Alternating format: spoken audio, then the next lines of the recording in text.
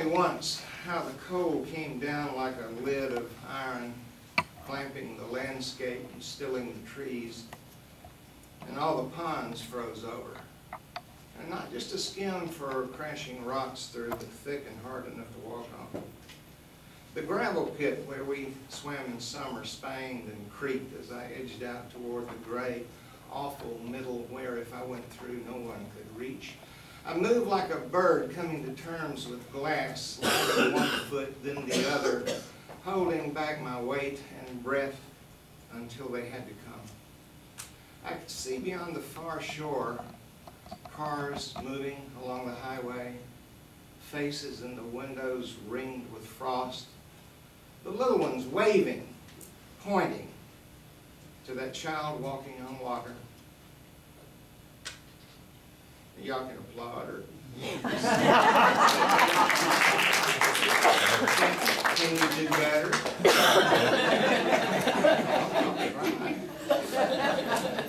This is called My Son at Communion.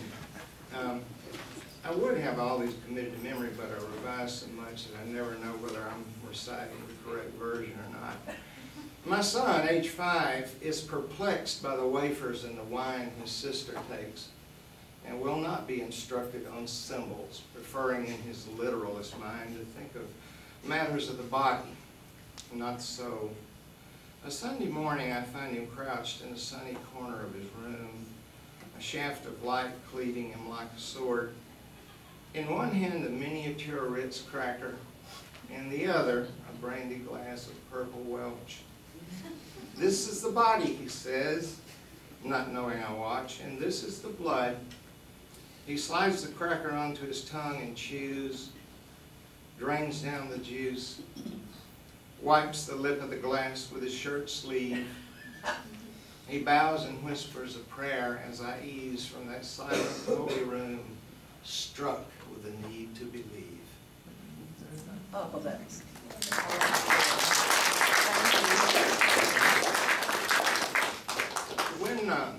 When I became poet laureate, I think it was a divine intervention or something. I don't know how it happened.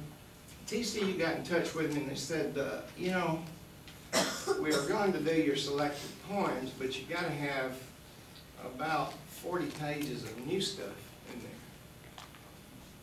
I said, my God, I haven't written a new poem in years. I wrote 2 or 3 to my new wife. You know how you got to do that. So I said, I don't know what I'm going to do. I went back through the files looking at old versions of poems that I'd never finished and just found nothing that excited my attention at all.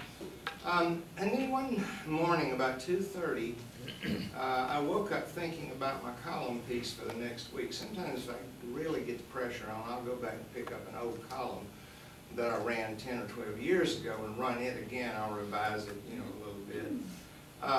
And I got to thinking about a number of column pieces I'd written. And the next thing I knew, I was telling the story of Amelia Earhart and I having tetrameter. So I thought, well, here's an idea. What if I went in and took some of those old column pieces and rewrote them as poems, dramatic poems? So I did. Roughly 40 pages of them. This is called When the Mummy Became a Mommy.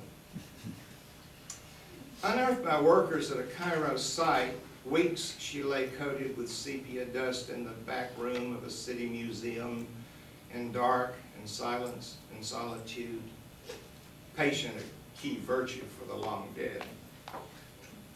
When he came the first time, he slipped in, propped his broom and mop in a corner, pulled up a chair, sat long and studied the pale glow, in the pale glow of his flashlight beam, her thin and wraith-like figure, wondering what lay beneath the windings. Then he came again, bringing candles, lighting them, placing them at either end of the case they had her stretched out in. In time, he touched her ancient wrappings, Now fingers were where they shouldn't be. His feverish hands stroked her length. He sang soft tunes of love, and in the silence of that lonely room rose whispers and sounds of passion. Months later, someone discovered her carelessly rewrapped body and noted her bulging belly. A doctor found a heartbeat, determined she was with child. Dodi Setar, his name was, the man who fell for this ancient creature, resurrected her with passionate love after 3,000 years of dreamless sleep.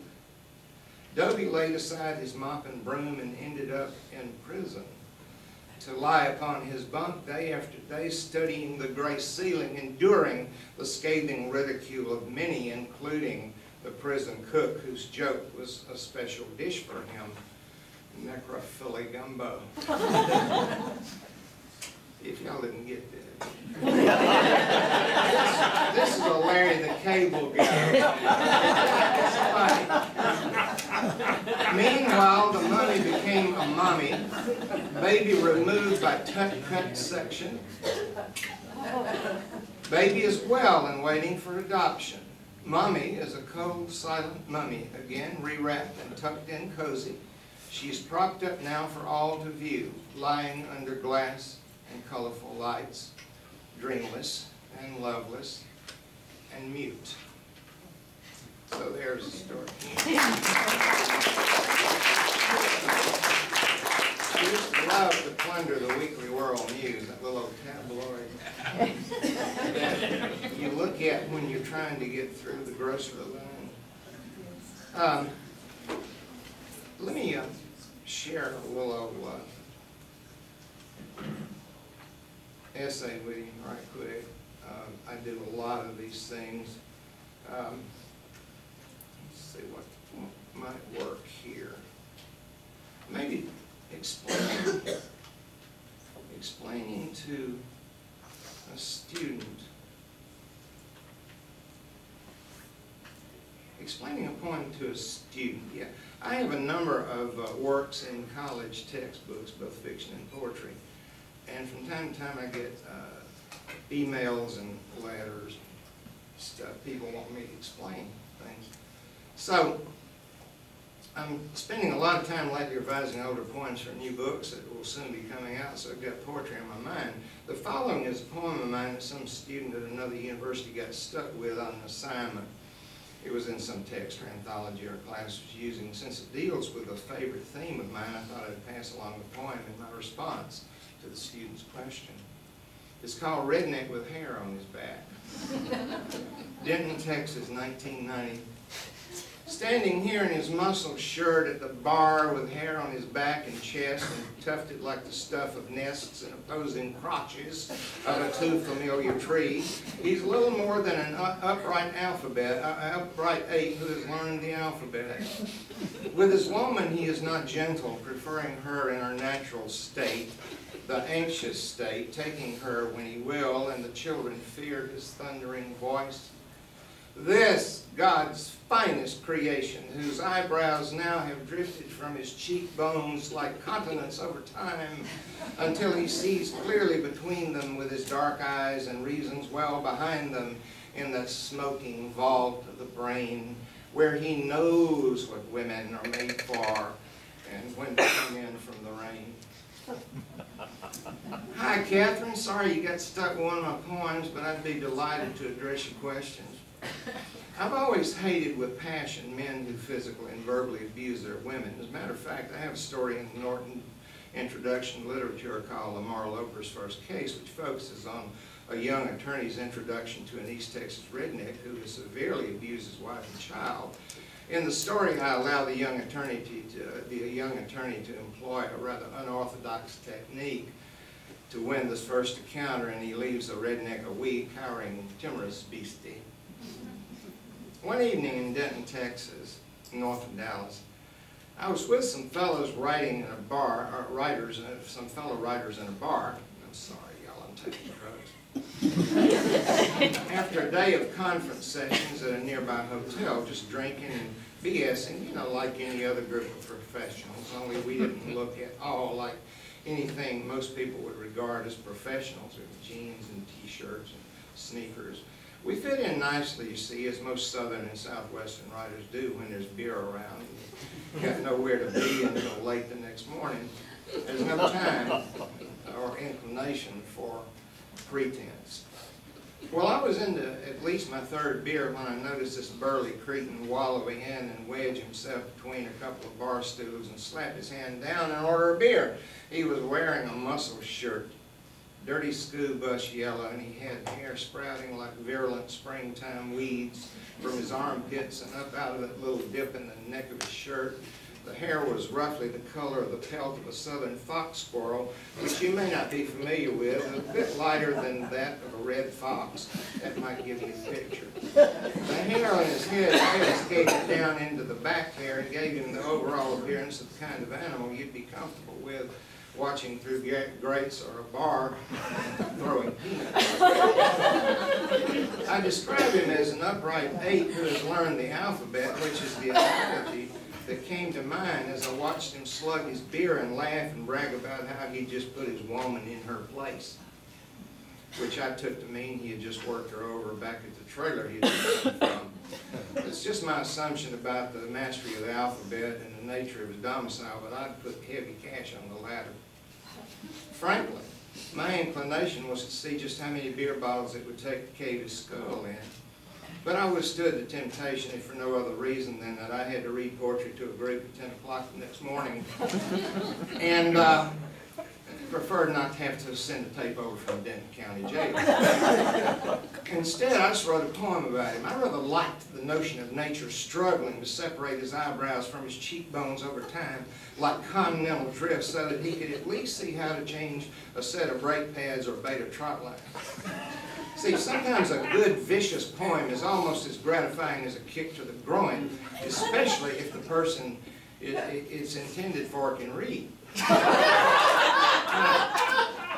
On the other hand, if I'd known which truck in the parking lot was his, I would have gone into the bathroom, peed into my beer bottle, and poured that stuff down the air intake so that he would suffer a long time simply for being what he was. A pure D, that's a southern term. Son of a bitch, that's a universal term.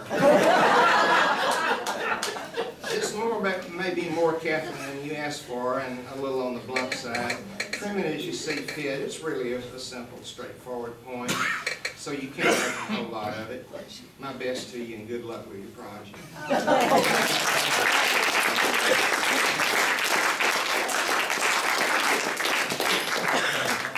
Some of these drugs dry my mouth, but they make the pain go away for a little while, which is how come I take it. I love how come. I got to read something short here. Eric wanted me to read Islands, Women, and God. It's too long.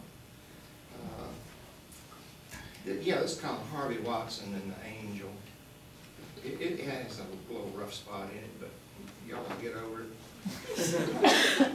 Harvey Watson last week laid to his rest with little pomp after a bout of circumstance, was one of the 7 in 10 Americans who in a recent survey conducted in something resembling a scientific poll professed to believe in angels.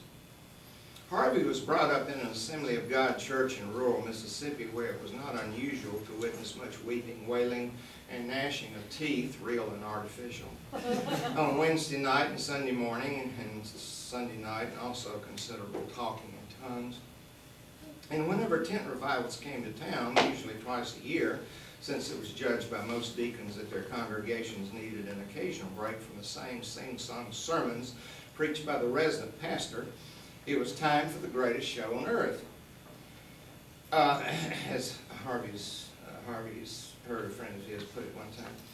The roving evangelist would have over a sawdust oval laid out and a circus tent erected over it with folding chairs and an elevated platform with pulpit. And before the platform, a clear spot for the Heelys to throw crutches and walkers and dark glasses and cane ear horns once the evangelist healer had laid a hand on his or her forehead and yelled, "Hail, in the name of Jesus!" And the head snapped back and came forward again, and the cripple strode off the stage with the swagger of a teenage boy. The former blind man was dazzled by sudden vision, and the deaf person started grooving to the music. Harvey never got much into those mysteries and miracles of the church, though, because he knew the preacher took on this new trade to find something easier and cleaner than emptying septic tanks, which is what he did for 3 years after he got out of Parchment Penitentiary in for killing a mule and then the man who had been riding on it, simply because he was drunk and had a falling out with his wife, and the guy crossed the future preacher's path and said something unsavory. Harvey always said he served more time for killing the mule than the man, because the man was known far and wide to be a homosexual. Since Brother Simmons had mastered about half the material he was taught through the 4th grade and knew just enough decent English to get by, it always troubled Harvey when the preacher would listen to some instrument from God, usually a woman with a beehive hairdo, in the congregation spouting a strange tongue, presumably Hebrew, and then immediately interpret that language in very articulate English. Harvey didn't know a whole lot about good English, but he knew the difference there. He couldn't swear it had all been staged, but he believed it was. And as for the miracles and mysteries of the Bible, he rarely bought into those. I mean, the burning bush story and 3 men waking out alive out of a lion's den, the woman getting turned to a pillar of salt just for turning around and looking back at her hometown, and some guy waving his arms and parting the Red Sea. Harvey just had a hard time believing them. And the Noah story, he kept trying to figure out how in the world Noah could go all over the earth and round up 2 of every creature properly sexed so that they could carry on when the waters receded. Especially since, you know, it's almost impossible to tell on some creatures, even as big as an armadillo. The female equivalent from the male. And he had trouble with the Jonah story too. He always thought that if a whale swallowed him and what was left of him after digestion was going to be a whale turd by morning anyway, he might as well get out the pocket knife and make the big bastard suffer for a swallow. Give him a real dose of indigestion. Lots of those stories bothered him. He had trouble imagining how anybody could find heaven enticing given the way the preacher said it was going to be, standing around in choir robes all day singing hymns. No mention of girls or dogs or fried chicken or watermelons or rivers to swim in. He never seriously considered choosing what they call the lake of fire over heaven, but he kept hoping they were neglecting to mention some middle ground like maybe kingdom come, which he'd heard a lot about, but then people got blown and knocked there all the time. So he figured that whatever the place was going to be like, the trip there would be painful. It was all so confusing. When it came to angels, though, Harvey just flat out didn't believe in them. No way, no how. Fairy-like creatures with white robes and wings flitting around and sitting on your shoulder and all that. Nope. But something changed in Harvey Watson one Sunday morning when he was around 11 or 12. Harvey found his personal angel, one who stayed with him the rest of his life, through thick and thin. It is not necessary to go into all the wonderful things she did for and with him while he was growing up. It could get delicate. But let us leap ahead to the period when he needed her most. Now, he led a charmed life, did Harvey. Of this we may be sure, those of us who have heard the tales of his army years in Europe. That's why E-R-P, Europe. As he pronounced the name of the land across the wide water, to which so many of our soldier boys have gone in all seasons and for many reasons and would have lasted another 10 at least, had a chainsaw not taken personal interest in his right calf and helped itself to a serving of muscle and bone, in the process bleeding him quite beyond tolerance in a pine thicket on a hill above the old home place in West Texas. One of his grandsons found him wan and wasted, the saw still loping along at idle, awaiting further orders. They had to carry him down through thick cedar and loaded him in the back of his old blue pickup, the war bitch, as he called her, or it, whatever your gender of pickup is. Somewhere in there he lost his pulse and they never found it again, nor did the doctors in San Antonio. Harvey served 3 years in the Army just after World War II. This is strictly occupation duty. But anyone who so served will tell you that hazards abound in any theater of war. even after the curtain's down. The raising, R-A-Z-I-N-G, of the curtain in that particular theater led to the raising, R-A-I-S-I-N-G, of another one, longer, higher, and made of sterner stuff, which would not be raised, R-A-Z-E-D, for another 50 years. I would love wordplay, in case y'all haven't heard that. But enough of this wordplay, back to Harvey. Within one calendar year, the only kind there is, Harvey once pointed out, physical to him meaning things involving the body. After his arrival in Germany, he had heard more rounds snap past his head than many a dog face who slogged ashore at Normandy, and the fire that came his way was what the media refers to as friendly fire. Harvey said there was nothing friendly about it. Every damn one of us trying to kill it. A month or so after he assumed, let me adjust myself here before I slide out of something. Can y'all hear me okay? Yes. If not, I shouldn't be teaching. I'm going to have to move up here a little bit, guys. Just bear with me. This is a heck of a machine. I'll show you later. See what gets me about. Buy on Amazon.com. That'll work for me. Matter of fact, my next column piece is about some marinara sauce I bought from 10 jars of Paul Newman marinara sauce. They send them in 2 great big old pasteboard boxes, 16 by 18 by 22, laid them side by side, 5 of them in each box, wrapped them in a little old sheet of plastic, and then filled the boxes full of bubble wrap. I mean, big bubbles the size of baking potatoes. Well, you can imagine what happened. The UPS man throws a big old box on the porch. I've got marinara sauce all over the kitchen. All right. A month or so after he assumed his duties as ambulance driver, he was hauling a German prisoner from one medical facility to another in Berlin and had to pass this American checkpoint, where they naturally enough asked him for papers on the prisoner. Having forgotten the documentation, late for the beer garden and irritated with himself for the oversight, Harvey slammed the ambulance in reverse, tore out on his way back to get said papers when a volley of 45 rounds puckered the rear ambulance doors and a bullet blew out the back glass, traveling within an inch of Harvey's right ear before exiting the windshield. The German prisoner, understandably bewildered, leapt from the vehicle and was promptly clubbed to his knees by the second guard, armed with a carbine. The guard simply misread Harvey's intentions, and the prisoner wanted nothing more than to get out of the line of fire. What kind of hell would that be, to survive the Battle of Berlin and die at the hands of crazy peacetime American soldiers? Within a year, Harvey heard the whiz of a bullet again, 4 of them to be precise, while he was helping a buddy liberate 2 cases of beer from a storage shed at their base. The beer had every appearance of being unclaimed, and the boys at the barracks they were staying at, a converted country inn, elected to put a bid in on it, and it all came right in the end, though the guard who fired at him admitted he had been a bit overzealous and agreed to split the haul, glad for the beer and gladder he was not having to help load these old boys into an ambulance or a hearse. Harvey and companion were happy too and celebrated joyously and never got back to the inn with their beer.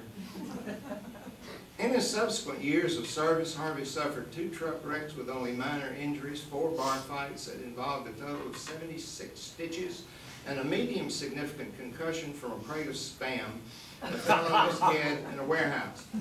In 1949, he returned to the States a grateful man at having survived his tour of duty in Europe. He had been in the line of fire twice and had suffered many wounds, but he wore no service medals. Harvey always said that he survived his ordeals in Europe because of his guardian angel. But his wife, Martha, wondered that if that had happened to be the case, why would the angel let him get into such perilous circumstances to begin with? To which Harvey's answer was quite simply, "She is a testing me." I don't see how being shot at by your own people and cut up with a beer bottle and getting hit in the head with a case of Spam is any kind of test, was her reply, except for stupidity. There's a lot you don't know. Now, over the years, Harvey clung to his faith in the angel on his shoulder. She took him through double pneumonia twice, 3 truck wrecks, and 1 tractor inversion that left him hip crippled on the left side, so he walked like a man who's lost a heel on 1 boot. When people asked him why he didn't switch over to God and put his faith in Him and start going to church, Harvey said after taking a drink of water, church wasn't where this angel was. And furthermore, God had never so much as said a word to him, while his angel had spoken volumes, mostly when he was drunk. Said he started out on God when he was a boy, force-fed by his parents and a string of fiery Assembly of God preachers, but no matter how diligently he behaved and fervently he believed, no matter how hard he prayed to get new bicycles, footballs, buck knives, he never seemed to deliver, even in conjunction with Santa Claus and the Easter Bunny.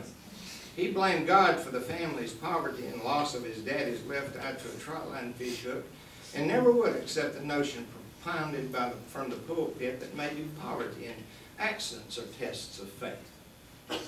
When he found his angel in the 5th or 6th grade, about the time he really got interested in girls, he became a true believer. Harvey's angel, as he described her, was a beautiful woman to begin with, maybe 17 or 18 the first time he saw her. He himself much longer and not even beginning to blush with body hair. He was rummaging around in a closet for a Monopoly game one Sunday morning after he had played sick and got to stay home from church, all by himself in a house quiet as a tomb. And when he bent over, the blood rushed to his head and he passed out. Well, sort of, as he described, not exactly out, but enough out that he forgot who and where he was. And the next thing he knew, the angel was in front of him, naked. And he saw for the first time what an undressed woman looked like. He had no sister, and his mother was as modest as a ghost about her body, so he had just about concluded that he would die before he ever saw a woman without clothes on. The closest he had gotten was the lingerie section of the Sears catalog, but the formidable brassieres and girdles and high-rise undelineated crotch panties didn't tell him much.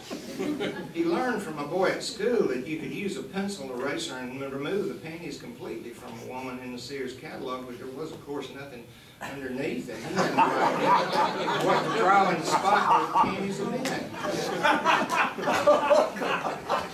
What stood before him in the closet that Sunday morning was a naked angel. She even had wings, and since everything else about her looked like a woman, he figured her private parts did too. He had what he described as rapture in the closet with his angel for the first time, feeling not simply, this is where it gets delicate, and I apologize. He felt for the first time not simply the dry heaving of an unprimed pump in his hand from his throbbing member, an issue gathered and pooled, and a drop of something warm and sticky fell between the great and second toe of his foot. And it was good and glorious, and he knew the angel had caused it. So it was that Harvey accepted his angel as his personal savior, or saviorette, and over the years he turned to her time after time, not simply for that, but for spiritual guidance and comfort as well. The strange but beautiful thing was that his angel had not aged the way he and his wife had. As decades wore on, she changed scarcely at all, whereas his wife wrinkled and sagged and grew so vile-tempered that at the slightest provocation she would first yell, then cry, then fall into a dark study for days on end. But after all these years, the angel's face remained radiant and flawless, her skin smooth and white as alabaster, her eyes a heavenly blue, and her body remained slender and shapely. Her voice was still soft and low, and she never lost patience with him. There were times her eyes looked kind of tired, though, and she bent a little bit at the shoulders. Harvey once summed it up this way: it's like she ages 1 year to my 7, sort of like the human dog thing. His wife said, accepting the analogy, it makes you the dog, don't it?